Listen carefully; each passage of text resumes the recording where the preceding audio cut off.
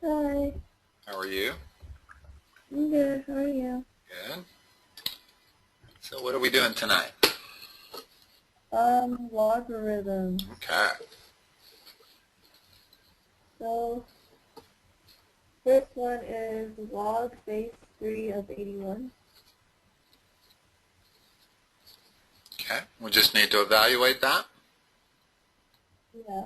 Okay. When you're evaluating logarithms, it's kind of helpful to add the x, the variable. The reason is that we know how to convert this to an exponential expression. What's the exponential expression of this? 3 to the x equals 81. And now what is x? 4. That's the way you do it. Okay. Got another one? So, today, I don't even know what we were doing. It was like log base b of b to a. I don't know. It was confusing.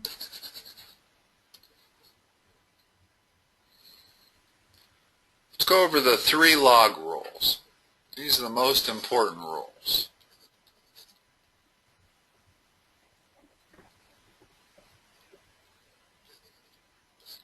What's the log of a times b equal to?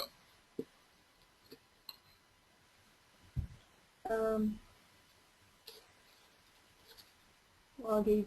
It's log of a plus the log of b. In other words, when you're multiplying inside the argument, we can separate it into the addition of 2 logs. Likewise, if we are dividing inside the argument, that's going to be the log of a minus the log of b.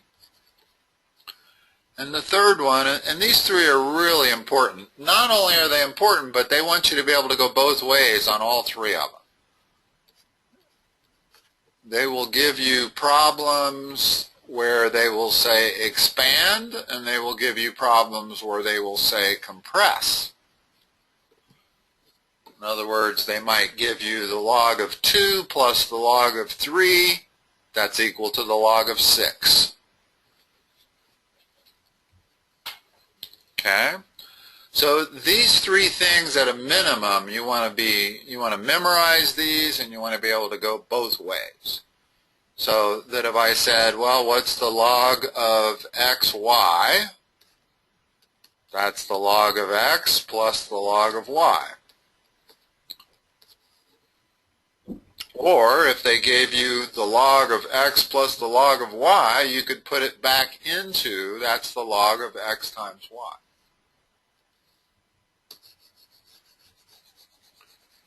So for starters, all log students need to know these 3 rules. These are almost the most important 3 rules you can have. There's a couple of others that are also quite useful.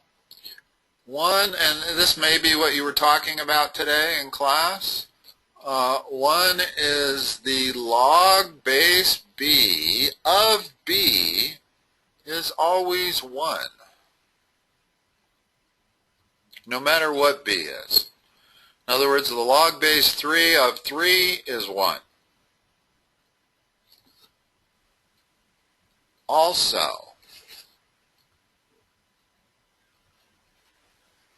b raised to the log base b of x is x. So rules 4 and 5 are quite useful for solving log equations. I don't know if you've gotten to that yet in logarithms. We did. You haven't yet? Oh, you have, okay. Well, what other kind of problem? I'll leave those 5 rules there, because those 5 rules we're going to refer to frequently when we're working with logs. So what other kinds of problems do you have?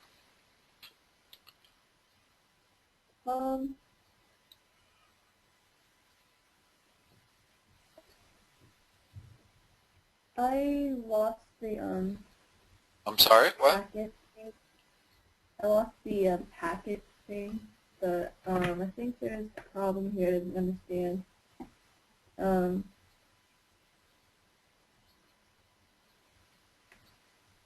Log base 5 of x times y, and that. And they want you to expand that? Yeah. Okay, so what is that equal to based on our rule number 1?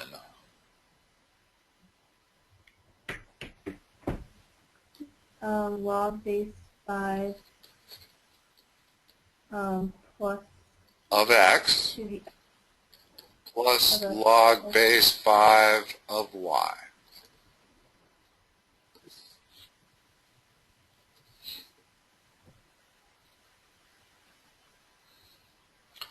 In an example of this, let's say we had the log base 5 of 45. Well, that means I could say, well, that's the log base 5 of 5 plus the log base 5 of 9. Well, I know that's 1. So the answer to the log base 5 of 45 is equal to 1 plus log base 5 of 9. So that's how you use these rules.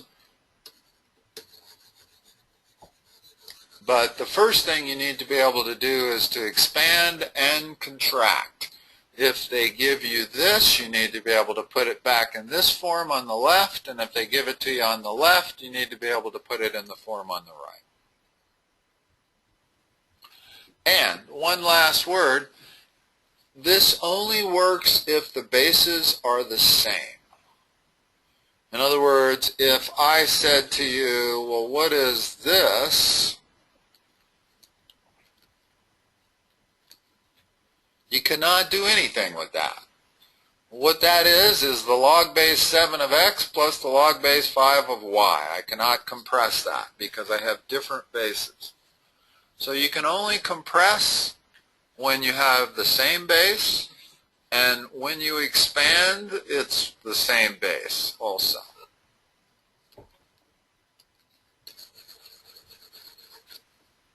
What else you got?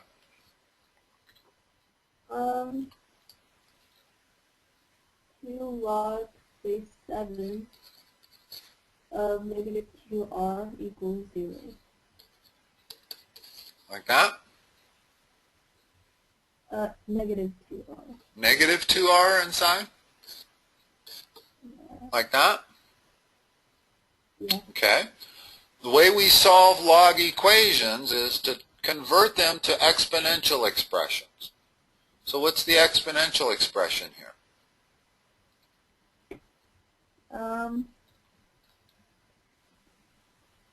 7 to the 0. I'll tell you the way I memorize it, and I don't know why it works well, but it does. And that's you take the number on the far left, and you raise it to the power on the far right, and it's equal to whatever the argument is in the middle. So the moment I see something like this, I'm immediately saying 7 to the 0 power equals minus 2r. Now solve that equation. What's 7 to the 0 power equal to? 1. So we got 1 equals negative 2r, so r equals negative 1/2.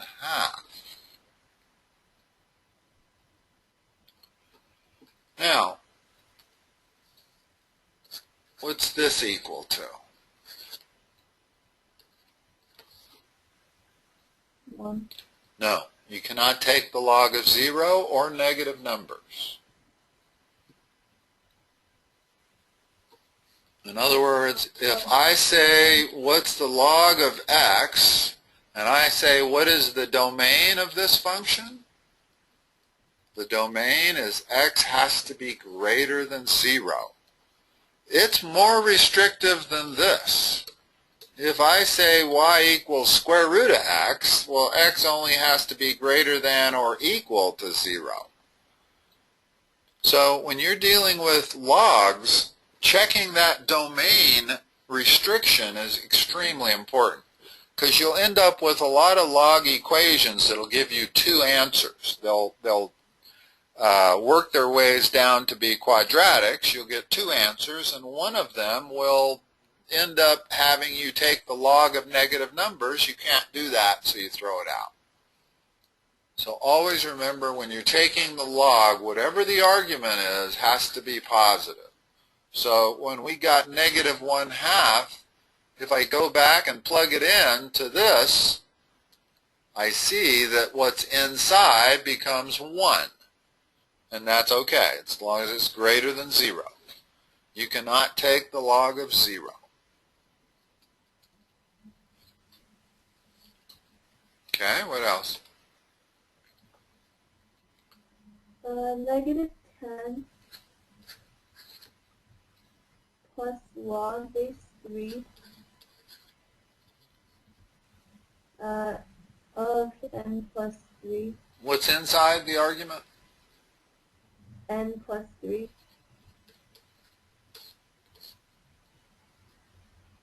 Equals negative 10. Like that? Yeah. It's exactly the way it is? Yep. Okay.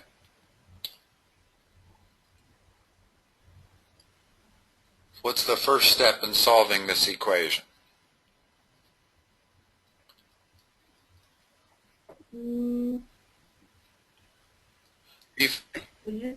Yeah, before we can convert to exponential expression, we want to isolate the log. In other words, we want to get this part all by itself on one side of the equation. So the first step would be to add 10 to both sides. Well, when I add 10 to both sides, I get that. Okay?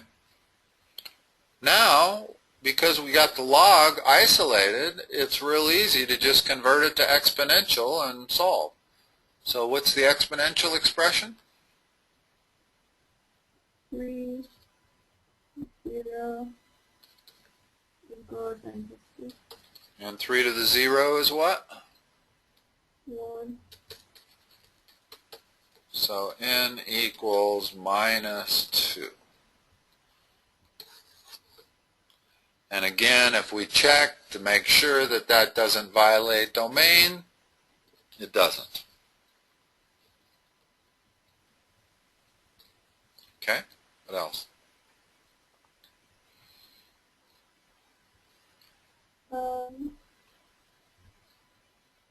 Negative 6 log base 3 of x minus 3 equals negative 24. Equals negative 24? Yeah. First step? Add 6, no. Divide both sides by negative 6. In other words, again, our goal is to isolate that right there. And we can do that by dividing both sides by negative 6. Turns this negative 24 into a positive 4, and now it's real easy to solve by putting it into exponential expression. Which is? 3 to the 4th equals 22. 3 to the 4th is 81, so x must equal 84.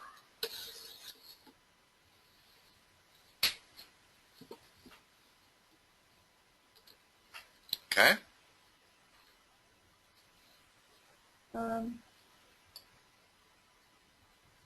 Log base 9 of negative 11x plus 2 equals log base 9 of x squared minus 30. Okay.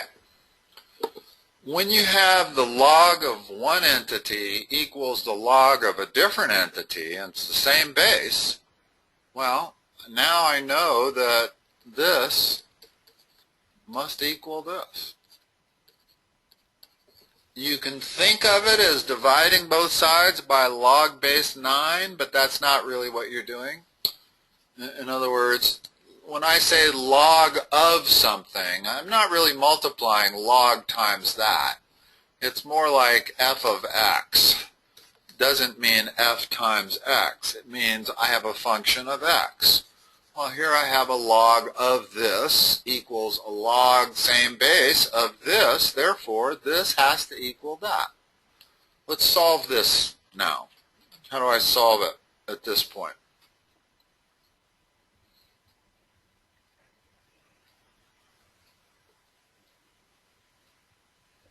Um, What are we looking at here? What is that called? this is a quadratic. It's quadratic. How do we solve quadratics? What's the first thing we try to do? Get x on both sides. Get x on Get both sides. 0 on one side. Okay? Well, I'm going to get 0 on one side by moving all of this to the right.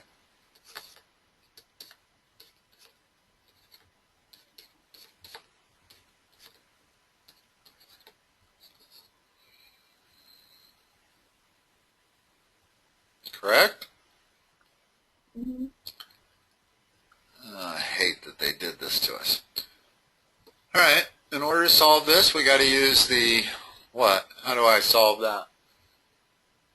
Quadratic formula. Okay, so what's x equal to? X equals plus or minus. No? What's the general formula for the quadratic?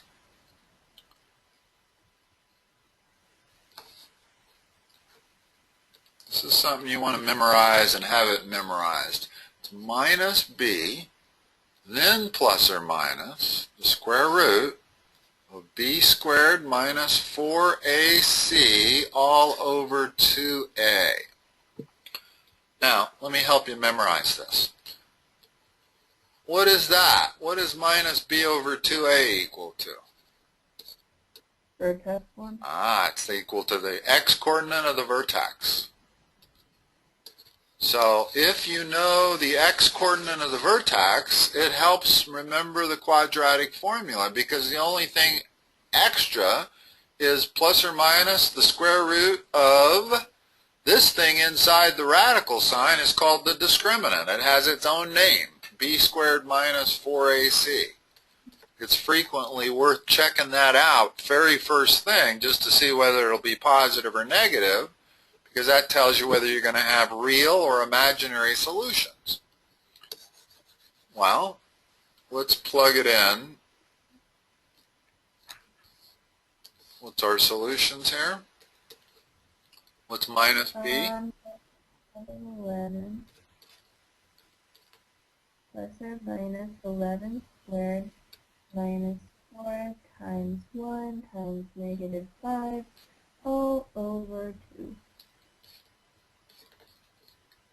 Now, you got to be a little careful here. You frequently get this, where this c is a negative, and you have to make sure you don't, this is not being subtracted.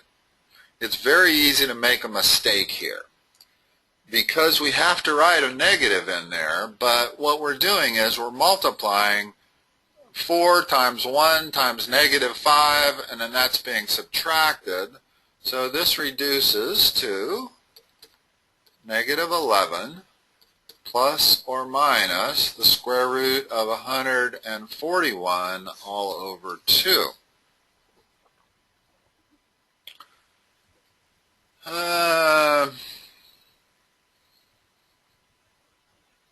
141 is divisible by 3. What is that? That's 3 times 47, both of which are prime, so I can't reduce it any.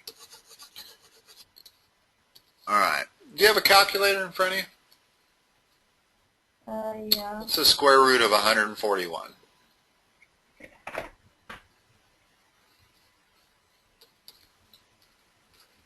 $11.874349. Okay. So, we can see that one of our solutions is going to be positive, right? Mm-hmm. The other solution is going to be big negative. So, if I go back into my original formula, notice that when x is negative, I'm violating that domain right there, especially when it's big negative. In other words, it's going to be around a negative 11. Hold on a moment. Excuse me. When x is positive, I'm violating that domain. Right? Yeah. So I'm going to throw out the positive solution and only use the negative solution. This domain over here is not violated by either a positive or a negative solution. Yes, it is, actually. Let's come up with some numbers here, and I'll show you what I mean. So let's see. The two solutions we get here are what? We get 11 plus that's going to give us 0.437. So that's one solution. And 11 minus that is going to give us minus 11 and change. Well, I guess I can add it. Minus 11.437. Okay? Now, if we take both of those solutions and we plug it in, well, the positive solution violates this domain right here, right? If we multiply minus 11 times 0.43 and then add 2, we have a negative number. So the positive solution we throw out. The negative solution, does that violate? No, this becomes positive, and this is positive. So the positive solution is okay, or rather that solution is okay. That solution does not violate the domain of either of the original log functions, and you have to check both. In other words, if our positive number was 1.5, both of them would be violated. If I came up with a solution of x equals 1.5, well, that's negative and that's negative. So we would have no solution at all. In other words, you can never violate that domain. And there's a lot of problems like this where it comes down to a quadratic, just like this did. And then when we solve the quadratic, we get two different solutions. They're usually opposite signs. We usually end up with a positive solution and a negative solution. And you have to check. Almost always one of them is extraneous. I've never seen one yet where one of them was not extraneous. So always check. In fact, the three things that will give you extraneous solutions in quadratics are that, and that.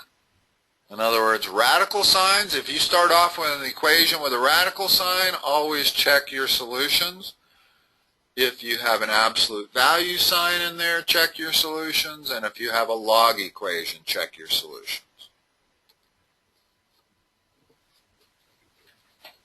All right, do you have another one kind of like that, a tougher one like that?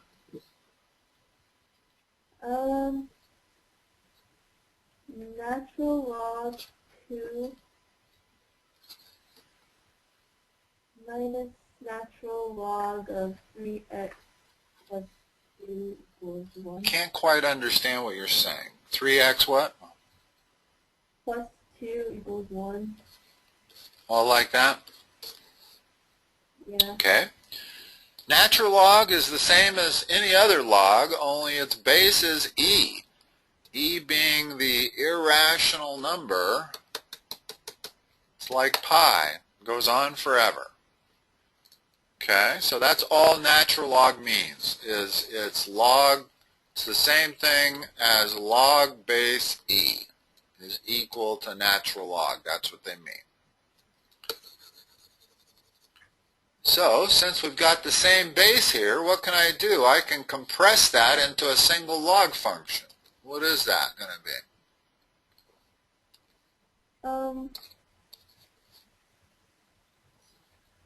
Natural log 2 over 3x plus 2. Now, express it exponentially because I've got my log function isolated. E equals e to the first power equals 2 over 3x plus 2. Okay. E is just a number. So I'm going to multiply both sides by 3x plus 2 and divide both sides by e. And then I'm going to subtract 2 to get rid of that. And then I'm going to divide everything by 3 to get rid of that. So there's my answer. X equals 2 over e minus 2 all over 3. Now, we could simplify that a little bit. And I don't mean simplifying it by substituting 2.71 for e. You shouldn't do that. You should leave e in your answer for the same reason you leave pi in answers. You don't convert pi to 3.14 anymore. You stop doing that in algebra class. Same thing with e, or any irrational number. We leave it as the irrational number. Now, I can convert this a little bit. What is that? That's 2e over e. So my top, so that becomes 2 minus 2e all over 3e. So there's a slightly prettier looking answer.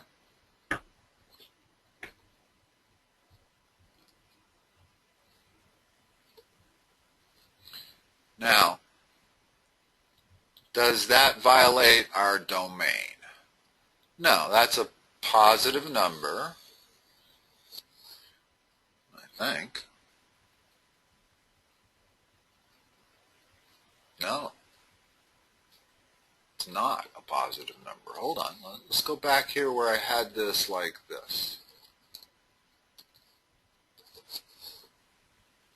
Since e is 2.7,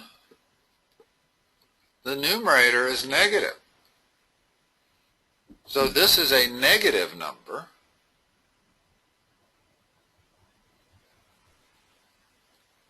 Now, I could stand a little negative number, but I couldn't stand a big negative number. In other words, there's going to be a certain x where a negative number works. If x was minus 0.01, I'm fine. But if x is minus 1, I'm not fine. I'm going to violate this domain. So this, depending on whether this value for x, whatever I get when I put that into a number, I have to make sure it does not violate the domain. If it does violate the domain, then there's no solution.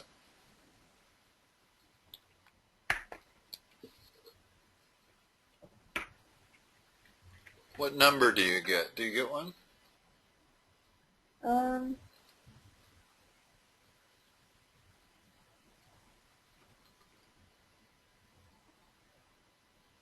Should be approximately, let's see, 2 minus 5.4 all over 8.1. What is that? Negative 3.4 over 8.1. That's less than a half. Okay? The negative 0.41.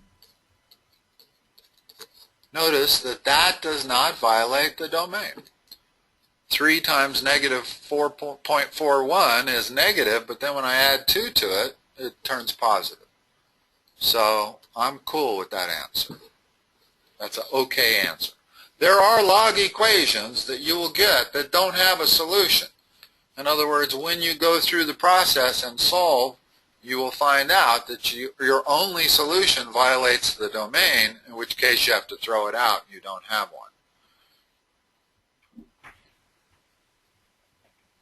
one. But solving these kind of equations is all about being able to compress, usually. In other words, you need to be able to take these two log functions and turn it into a single log function, because you can't convert it to an exponential expression until you do that.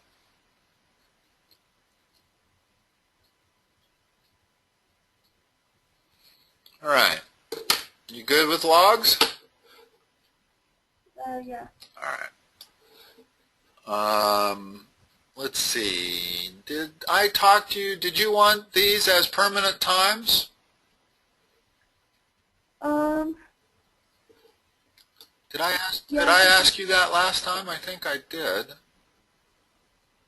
Yeah, let's just have this as permanent. All right. I'll go ahead and make it as permanent times, and you tell me if you ever need to change it. But otherwise, I'll expect you for a half hour on Tuesdays and Thursdays at 7. Okay. All right? All right. Have a good week, Mina. I will talk to you next Tuesday. Okay, thank you. Bye-bye.